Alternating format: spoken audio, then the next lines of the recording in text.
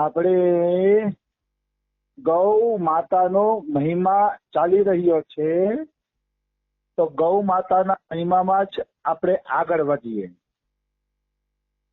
ગૌ ભક્ત મનુષ્ય જે જે વસ્તુની ઈચ્છા કરે છે એ બધી વસ્તુ એને પ્રાપ્ત થઈ જાય છે. મતલબ જે મનુષ્ય ગાયોની સેવા કરે છે, ગાયોની સેવામાં રુચિ લે છે, તો એ જેની જેની ઈચ્છા કરશે એ બધી ઈચ્છા એની પૂરી થઈ જશે નિશ્ચિત રૂપે. એમાં કોઈ એટલે કોઈ શંકા નથી. અહીંયા લખ્યું છે કે જે સ્ત્રીઓ ગૌ ભક્ત છે એ ગૌ માતા પાસેથી બધી મનોવાંછિત કામનાઓ પ્રાપ્ત કરી લેશે. સ્ત્રીઓ માટે ખાસ કીધું છે કે જે સ્ત્રીઓ ગાયોની ભક્ત છે અને ગાયોની સેવા કરે છે તો એ ગૌ પાસેથી બધી મનોવાંછિત કામનાઓને પ્રાપ્ત કરી લેશે. દાખલા તરીકે પુત્રાર્થી મનુષ્ય પુત્ર પાતા હૈ.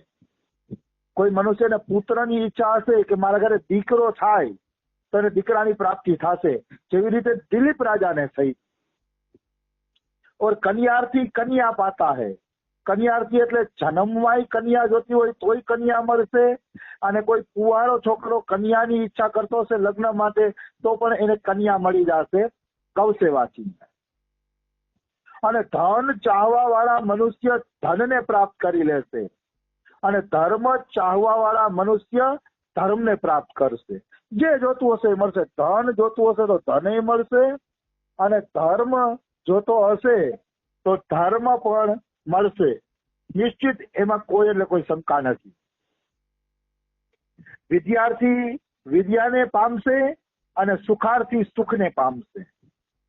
મતલબ વિદ્યાર્થીને વિદ્યા જોતી હશે તો એ ગૌ સેવાથી મળી જશે. અને એનું પ્રમાણ હું તમને આપું. પ્રાચીન કાળમાં એક ઋષિમુનિ હતા અને બ્રાહ્મણના બાળકોને વેદો ભણાવતા હતા. પ્રાચીન કાળની વાત છે. તો એક છોકરો એની પાસે ગયો અને એને કીધું કે ગુરુજી મને પણ તમે બ્રહ્મ વિદ્યા શીખવાડો. તો ગુરુજીને ખબર પડી કે આ તો મૂર્ખ છે, આ કઈ ભણવાનું જાણતો નથી, આ શું બ્રહ્મ વિદ્યા શીખવાનો છે, આનામાં તો અકલ જ નથી. પછી એ છોકરાએ બહુ કીધું કે ગુરુજી ગમે એમ કરો પણ તમે મને બ્રહ્મ વિદ્યા શીખવો, મારે બ્રહ્મ વિદ્યા શીખવી છે, બસ મારા ઉપર એટલી કૃપા કરી દો તમે. તો ગુરુજીએ કીધું ઠીક છે બેટા, તારે બ્રહ્મ વિદ્યા શીખવીશ, પણ તારે છે ને મારી આ 100 ગાય છે ને એ 100 ગાય 1000 થાય ને ત્યાં સુધી તારે આ ગાયોની સેવા કરવાની છે. જેથી આ ગાયું 1000 થઈ જશે ને તેથી હું તને બ્રહ્મ વિદ્યા શીખવીશ. તો આ પાકો શિષ્ય હતો કે મને કબૂલ છે ગુરુજી, તમે કયો એ કબૂલ છે, પણ મારે બ્રહ્મ વિદ્યા શીખવી છે. મને કબૂલ છે કે હું ગાયોની સેવા કરીશ. એટલે પછી એ ગાયોની સેવામાં લાગી ગયો છોકરો. જો આ વિદ્યાર્થી વિદ્યા મેળવે છે એનું ઉદાહરણ છે. તો ગાયોની સેવામાં છોકરો લાગી ગયો અને ધીરે ધીરે ગૌ સેવા કરતા કરતા ગાયોની તરણરજ માથે પડતા પડતા એને આપણે આપ બ્રહ્મ જ્ઞાન થવા માંડ્યું. આપણે આપ. અને એ ગાયું 1000 થઈ ગઈ, 1000 ગાયું થઈ ગઈ તો આપણે આપ એને બધું જ્ઞાન પ્રાપ્ત થઈ ગયું. આપણે આપ જ એને બધું જ્ઞાન પ્રાપ્ત થઈ ગયું ગાયની સેવાના કારણે. તો કહેવાનો ભાવ શું છે? વિદ્યાર્થી વિદ્યા પામે છે ગૌ સેવાથી. ગૌ સેવા કરે તો એને બીજું કઈ કરવાની જરૂર નથી. કઈ એટલે કઈ ગૌ સેવાથી. અને ગુરુને ખબર હતી કે આમ તો આ મૂર્ખ છે, પણ જો ગૌ સેવા કરશે ને તો એને બધી વિદ્યા પ્રાપ્ત થઈ જશે. એ ગુરુને ખબર હતી એટલે ગુરુએ એની પાસે ગૌ સેવા કરાવી કે જેથી એને બ્રહ્મ વિદ્યાની પ્રાપ્તિ થાય. તો આ ગૌ સેવાથી વિદ્યા પણ મળે છે અને સુખાર્થીને સુખ મળે છે. જેને સુખ જોઈ છે એને સુખ પણ પ્રાપ્ત થાય છે. પછી છેલ્લે કહી દીધું છે કે ભારત ગૌ ભક્ત કે લીએ યહાં કુછ ભી દુર્લભ નહીં હૈ. મતલબ જે ખરેખર સાચો ગાયુંનો ભક્ત છે એના માટે આ સંસારમાં કાંઈ દુર્લભ નથી. એને ગૌ ભક્તિથી બધું જ પ્રાપ્ત થઈ જશે. એમાં કોઈ એટલે કોઈ પણ પ્રકારની શંકા નથી. હવે અધ્યાય ચાલુ થાય છે ગાયોને દુઃખ દેવાનું પરિણામ. જે લોકો ગાયોને દુઃખ આપે છે, જે ગાયોને તકલીફ આપે છે, એને કેવું ભયંકર પરિણામ ભોગવવું પડે છે. હવે થોડીક એની પણ થોડીક ચર્ચા જરૂરી છે. गौओं को सदा दान करना चाहिए, सदा उनकी रक्षा करनी चाहिए और सदा उनका पालन पोषण करना चाहिए. ગાયોનું દાન કરો, ગાયોની રક્ષા કરો અને સદા માટે ગાયોનું પાલન પોષણ કરો. એ આપણું કર્તવ્ય છે. પણ જે મૂર્ખ ગાયોને વઢે છે, ગાયોને મારે છે, પીટે છે, તો ગાયોના દુઃખપૂર્ણ શ્વાસ નીકળે છે, તો એના પિતૃઓ ઘોર નરકાગ્નિમાં પડી જાય છે. મતલબ કોઈ ગાયને મારશે, પીટશે, દંડાથી ફટકારશે અને ગાયના શ્વાસ જો દુઃખપૂર્વક નીકળી ગયા, માણસ દુઃખી થાય ત્યારે કેમ ગરમ ગરમ શ્વાસ નીકળે દુઃખના, એવા ગાયના જો દુઃખના ગરમ ગરમ શ્વાસ નીકળી ગયા તો એમ કહે છે કે એના પૂર્વજો સહિત એ વ્યક્તિ ઘોર નરકોમાં પડે છે. એટલે ગાયોના શ્વાસ તો સુખપૂર્વક નીકળવા જોઈએ, દુઃખપૂર્વક નીકળવા જોઈએ નહીં. જો આપણી આજુબાજુમાં કે આપણા દ્વારા કોઈ પણ ગાયના દુઃખપૂર્વક શ્વાસ નીકળ્યા તો એના ગરમ શ્વાસ આપણા ઘરના સુખને બારીને ભસ્મીભૂત કરી નાખશે. નિશ્ચિત. કદાચ આજનો ભણેલો ગણેલો વ્યક્તિ ન માને ને તો ભલે ન માને, બાકી એને એક દિવસ જિંદગીમાં પ્રત્યક્ષ જોવા મળશે જે ગાયને દુઃખ દેશે કોઈ દી સુખી નહીં રહી શકે. એના સુખનો કોઈ ઉપાય જ નથી જે ગાય માતાને દુઃખ આપે છે. આવી વસ્તુ છે. પછી કે છે કે જ્યારે ગૌઓ, આ મહાભારતમાં આવે છે, શ્લોક મહાભારતના છે, जब गौवे स्वच्छंदता पूर्वक विचर रही हो अथवा किसी उपद्रव शून्य स्थान में बैठी हो तब उन्हें पीड़ित नहीं करना चाहिए.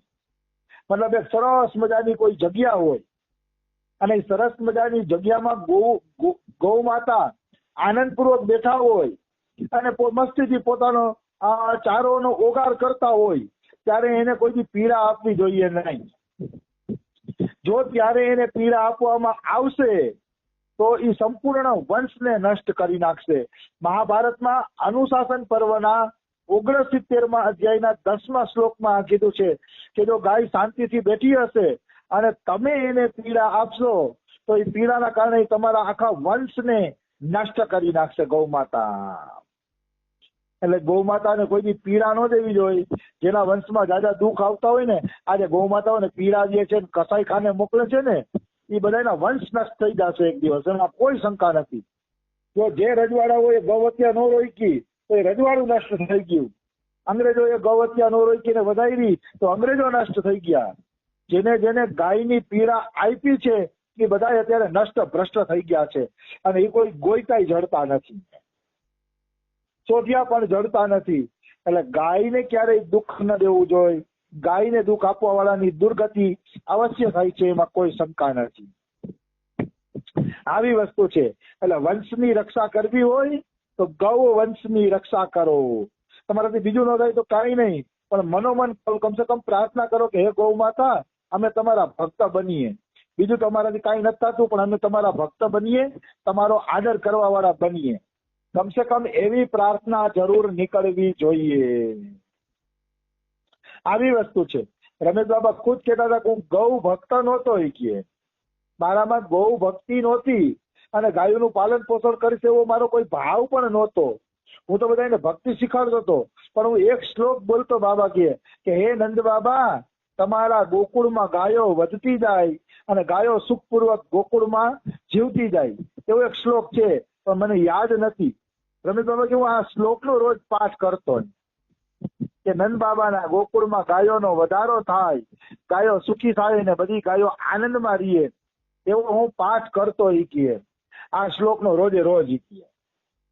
તો એ શ્લોકનો પાઠ કરતા કરતા આજે રાધાજીની કૃપાથી બાબાની ગૌશાળામાં 65,000 ગાયો છે. રમેશ બાબાની ગૌશાળામાં આજે 65,000 ગાયો છે. એનું કારણ શું છે? એનું કારણ છે કે પેલા એને ભાવ જ હતો ખાલી, અને ભાવપૂર્વક એ શ્લોક બોલતા હતા. એ ભાવ ધીરે ધીરે પરિપક્વ થઈ ગયો, પરિપક્વ થઈ ગયો, આજે 65,000 ગાયોનું પાલન પોષણ કરે છે.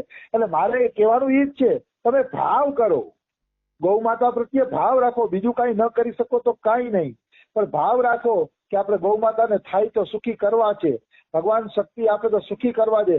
એવો ભાવ રાખો તો એ ભાવ જ તમને એટલું ધન આપી દેશે, કેટલી સગવડતા આપી દેશે કે તમે ગૌ માતાને સુખી કરી શકશો. ભક્તિ ભાવની જ છે.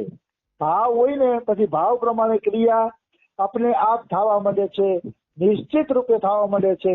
એમાં કોઈ એટલે કોઈ પણ પ્રકારની શંકા નથી. ભાવ વશ્ય ભગવાન, ભગવાન ભાવનાને વશ છે. તમે શુદ્ધ ભાવના કરો, સાચી ભાવના કરો તો ભગવાન અવશ્ય તમારે વશ છે, એમાં કોઈ શંકા નથી. પછી મહાભારતના અનુશાસન પર્વમાં 24મો અધ્યાય 7મો શ્લોક બહુ સમજવા જેવો શ્લોક છે કે રાજન, જે પ્યાસથી વ્યાકુલ ગાયને જળ પીવામાં વિઘ્ન કરે છે એ માણસને બ્રહ્મ હત્યારો સમજવો જોઈએ. મતલબ જે ગાય પાણીની તરસી હોય અને કોઈ એને પાણી પીતા રોકે છે તો એને બ્રહ્મ હત્યા જેટલું પાપ લાગે છે. એને તમારે બ્રહ્મ હત્યારો સમજવો જોઈએ. બ્રહ્મ હત્યારાથી ઓછો નથી. મતલબ જે ગાયોને પાણી પીતા રોકતા હોય ને એવા વ્યક્તિનો સ્પર્શ પણ ન કરવો જોઈએ, નહીતર તમને બ્રહ્મ હત્યાનું પાપ લાગશે. એટલે ગાયોને ક્યારેય પાણી પીતા રોકવા ન જોઈએ, એને પાણી પીવડાવીને ખૂબ આનંદમાં રાખવા જોઈએ, નહીતર જીવને બ્રહ્મ હત્યાનું પાપ લાગે છે નિશ્ચિત રૂપે. એમાં કોઈ એટલે કોઈ શંકા નથી. પછી પદ્મ પુરાણ પાતાલખંડ 19મો અધ્યાય 34મો શ્લોક, જે નરાધમ મનની અંદર પણ ગાયોને દુઃખ દેવાનો વિચાર કરે છે તો 14 ઇન્દ્ર જીવે ત્યાં સુધી ઈ નરકમાં પકાવવામાં આવે છે. જો આ પદ્મ પુરાણનો શ્લોક છે. મનથી પણ જો તમે ગાયોને દુઃખ દેવાનું વિચારશો, ભલે ને ગાયો દુઃખી થાય, આપણા બાપનું શું ગયું, એમ મનથી પણ ગાયને દુઃખ દેવાનો વિચાર આવ્યો તો 14 ઇન્દ્ર બદલશે ત્યાં સુધી તમારે નરકમાં રહેવું પડશે. નિશ્ચિત નરકમાં રહેવું પડશે, એમાં કોઈ શંકા નથી. એટલે ગાય દુઃખી થાય ને એવો મનથી પણ વિચાર ન કરવો જોઈએ. જો મનથી પણ વિચાર કર્યો છે તો તમારા માટે ખતરનાક સાબિત થઈ જશે. નિશ્ચિત ખતરનાક છે, એમાં કોઈ એટલે કોઈ શંકા નથી. પછી કહે છે કે રાજન, જે મનુષ્ય જાણી જોઈને ભગવાનની નિંદા કરે છે અને ગાયોને દુઃખ આપે છે એ વ્યક્તિનો નરકમાંથી